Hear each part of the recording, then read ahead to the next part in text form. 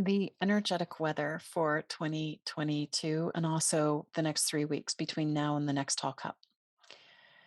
So when I tune into the energy of 2022, I see light, light, light, light, light. It's just like this pure white light. There's lots of energy in that pure white light. But when I ask, okay, what does that really mean? I hear that awareness continues to increase. So when we have light, we then have the ability to see clearly. And when we see clearly, we are then more aware of what other people are doing, what we might be doing, so that we can actually shift it into what we do desire. Because a lot of the times we do the opposite of that which we're intending on mastering until we reach a certain level of conscious awareness. And then we begin to practice that which we intend to master. It's the fourth concept in the seven cups of consciousness. And so in this year of 2022, your awareness is going to continue increase. You're going to have greater clarity of what other people doing are doing, but we might want to bring in a tool of, well, why are they doing that? What is it that they're really wanting? Are they wanting more safety? Are they wanting more control? Are they wanting more support? Are they wanting more power? They're looking for it externally. They're trying to get it externally. But what they're really wanting is to get it internally. And you might also be experiencing that as well of, oh, I want more safety inside, or I want more connection inside. But again, what we'll often do is we'll look for those things externally instead of cultivating it and finding it internally. So, one of the practices that you can do in this year of 2022 is to be aware of your behavior, your thoughts, and your emotions. And that's just step one. And then step two is, what is it that I'm really wanting? More support, more safety, more freedom, more flow, more joy, more clarity. And then step three, cultivating those vibrations, those qualities internally in the individual divine cosmic loop. So as the awareness increases, it's also going to be essential that we bring in another practice, which is present moment, present moment, not in the future, not in the past. Because as we get this increase of light streaming onto the planet, there are going to be dimensional merges where literally a lower dimensional realm dimension, a lower dimension gets exposed to more light and a higher dimension merges into it, bringing that lower dimension into a more harmonic vibration, which is lovely and great. But when we get these dimensional merges and you're not holding your energy and awareness in the present moment, then you can go into a fragmentation, disorientation, confusion, and you literally feel yourself in the past and possibly in the future. And it's very unsettling. So, anxiety can kick in, body pain can kick in, can negatively impact the endocrine system because that's all about timing. So, another daily practice for the entire year is breath of now, using your inhale to pull yourself into your divine line and to ground and anchor into this present breath. So, as you cultivate more awareness because of the light, and you hold more of your energy and awareness in the present moment, not to be trite, but be here now, right? Just keep bringing yourself back into the present breath, using your inhale, using your exhale. Then the third piece links in with power. So, with awareness and presence, you are going to be holding your energy and awareness in your divine line more and more and more. And the year of 2022 is this expansion of inner power if we ride it right. And the only way to expand the inner power is to first hold awareness in divine line, be in the present moment, totally connected in with your light, aware of your light. And then you access a profound inner power that blooms. And so the energy that's streaming onto the planet and that is emanating from the planet can support you in this beautiful, incredible, profound awakening when you hold your awareness in your divine line, when you are aware of your light internally and vertically, when you are in this present breath, when you are feeling into the qualities that flow within you that you really value. The power, it's like a vertical current fire hose of power that kicks in.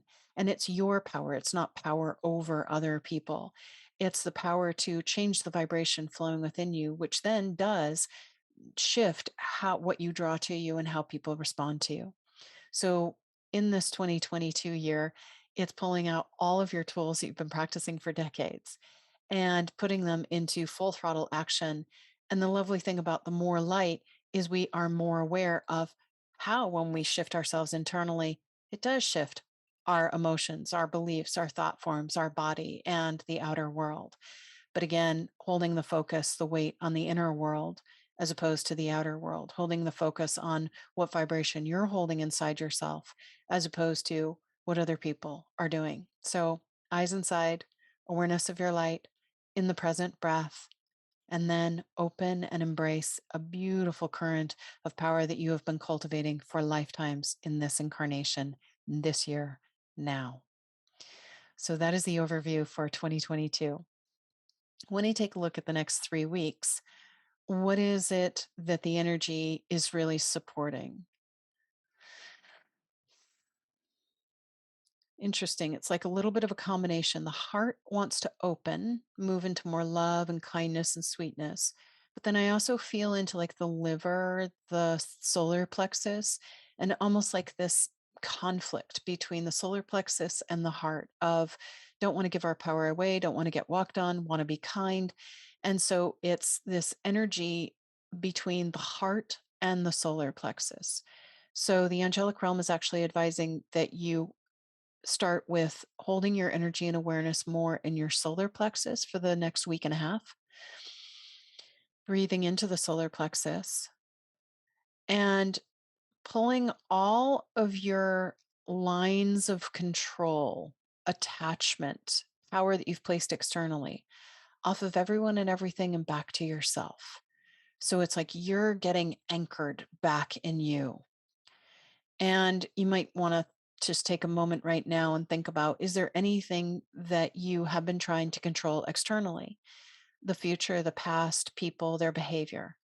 Then you would imagine all these little lines of control, these little nuggets of control that you've placed externally, and maybe you've placed your power externally too, trying to get people to be a certain way or be nice so that you're safe or supported or whatever it might be. And so just take a moment to invite some energetic aspect of you, your body, and your teams to reference any of your control, any of your power that is still external on others. And almost like an octopus, bring your octopus arms of your control and your power back, back, back, back to you, back to your in divine cosmic loop for you, soul rider, for your body and your team, so that you are in a vertical alignment, holding your control internally and vertically in your individual divine cosmic loop. Same for your body and your teams, especially your body, because the body loves to control. But it's really after control of self, being able to control every single vibration in its individual divine cosmic loop and every single cell. And so we encourage the body to hold the control internally and vertically, to hold the power internally and vertically, and then to balance all the crystalline structures within and around the solar plexus. Inviting your higher self body, Divas higher self, and teams to do that work, repairing all those crystalline structures within and around the solar plexus, balancing the electrical and the magnetic energy within the solar plexus, that third chakra, balancing the tonal frequencies within the third chakra,